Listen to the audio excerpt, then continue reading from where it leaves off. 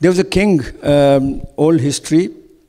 He wanted to gauge his popularity among his subjects. So he asked his court painter to make a beautiful painting of him. So the painter made a beautiful painting and he put it in the square of the kingdom. And it says, if you think that this painting is nice, it represents me. And people wrote lots of comments. No, it doesn't. Some said yes. So there was a lot of comments under that. King got very sad. He said he thought he was very loved. So he asked one of his wazir, one of his advisor, what should we do? He said, please write a note under, correct the mistakes. And they put a new painting and it says, please correct the mistake you think this painting. Next day, there was no correction.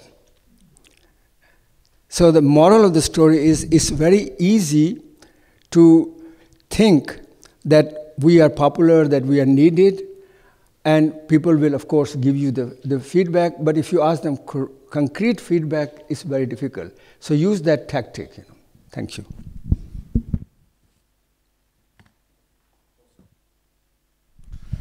Thank you. So I think we should really learn to tax our brains to give this to others.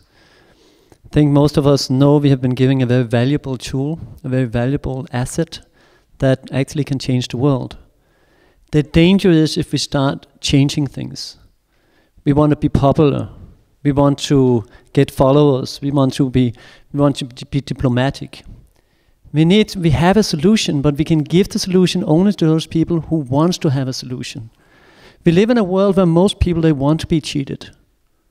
Most people, they are looking to be cheated. They say meditate two times 20 minutes a day and you will become God. Or you will attain success in life by this. This is cheating.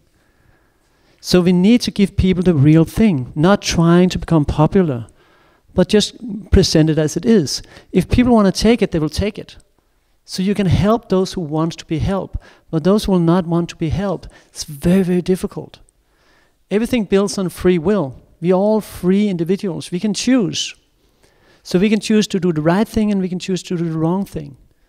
So our duty is just to give people the right thing. If they are ready to take it or not, it's completely up to them.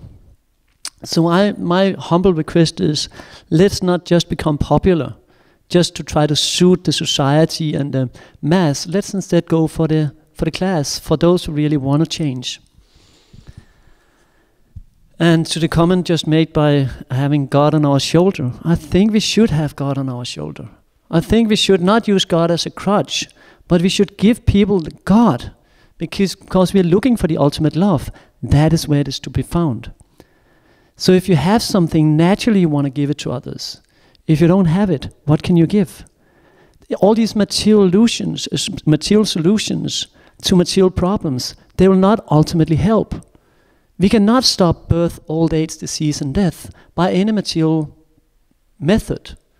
The only way to change the world is by giving people the spiritual solutions. So let's stick with that. Let's not water out the philosophy. Let's not change the scriptures. Let's give it to people in the way it is. If they want it or not, it's completely up to them. Thank you. One of our old poets, or famous a scientist here, Pete Hine, he had a very short sentence saying, coexistence or no existence. You probably heard it before, but it's a very good quote. Coexistence or no existence. And I think that's a very good, maybe overall title for the work we are doing here, because I think in order for our world to continue its existence, we do need to have this coexistence together. And I'm just wanting to share something which made me very happy and which you can enjoy also at New Year's Eve, and that is that at New Year's Eve there will be in television a service where Buddhists, Christians, Muslims and not Hindus unfortunately, but Jewish people are together in prayers and talks for the new year's, good wishes for the new year. And it was recently filmed in the Christian church at Christianshavn, and I was there, and it was quite moving to see. And even the Copenhagen bishop participated with a long speech. So there's something moving here. I think this was a historical breakthrough. I think, seen from the perspective of the folk church, because this has not happened very frequently, but it is starting to happen all over the place. And I also think that we should more invite each other more to debates like this, and also services where we can share prayers and meditation like we did just now. And I think that some of the, at least Copenhagen churches, are open for that now. So I'll extend that invitation. In the line with what you started, I also want to actually pose a question to Soteria International, and generally, it's clear that the positive trend, or let's say the building together, we all agree. But what are we doing with phenomena such as this one I reported from 2 days ago, which is fresh, is now ongoing? In my opinion, people should also stand up for their principles. By standing up, I'm not understanding go against something, simply standing up. There was a very beautiful scene in a movie called Beauty from Venice or something, where that woman was accused of being a prostitute and so on, and at a certain point she said, kind of the biblical context, please stand up, all those who were, and then at a certain point they were all standing up, and at a certain point it was also the mayor and everyone there standing, and the inquisitor was asking, what are you doing? And the guy simply asked, I'm standing.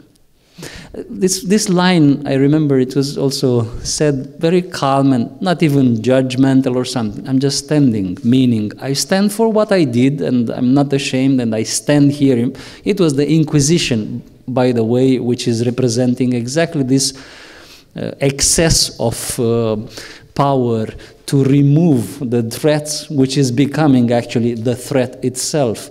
So the question, or something to address, is what are we doing with the other side of reality? Because that's the positive, and we also have to address it always, but also we have the other side. I know from individual practice, a practitioner which is a mature, serious practitioner always address the positive practice, meaning he is practicing things, but he's also taking care if it's any disease, if it's any disturbance, to remove that, to take care that he is creating the optimum conditions for the practice to take place. As I mentioned before, taking out the little stone from the shoe. Now we have a big one. It seems it's not a little stone. It's a consistent one placed there by some people, intentionally or not. We don't know exactly, but I think we should stand together. We should stand up. Somebody mentioned here that I think we were in the lobby.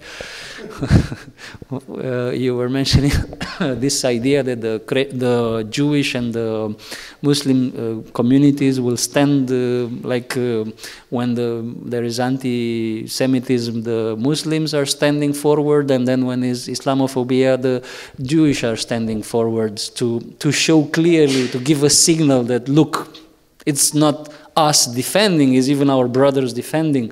So I'm considering this maybe a solution, so that if also it goes in line with what Chaitanya said about this fact that we should not go for what is easy or popular or gaining, because you don't become popular if you defend this group of people who now are in the bad attention of the public, but still a fair investigation, a fair treatment, lack of discrimination of different minorities. This we should stand like a wall to protect these kind of things until all the principles will go in the society at the masses level, so that it will not generate again inquisition. So in the time of transition, I think we need still to be very careful with these things. And of course the question goes, what's next? Because here we do very nice things, but I'm wondering, the people who are watching online, which I saw that there are many, and probably they're also from Italy, they are wondering, what is this wonderful panel doing for us? Because now they are losing their jobs as we speak. And the only problem they have is that they were practicing yoga and they were mentioning karma yoga and this kind of things, which is considered, according to the police indictment, brainwashing and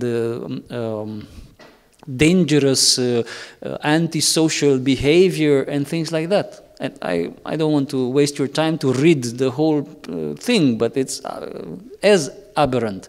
What's next? On the other side. So we saw next is to continue this. But how about the tail? You know, we saw the head, where it goes. Where it goes the tail, of course, it follows the head, but sometimes it must meet.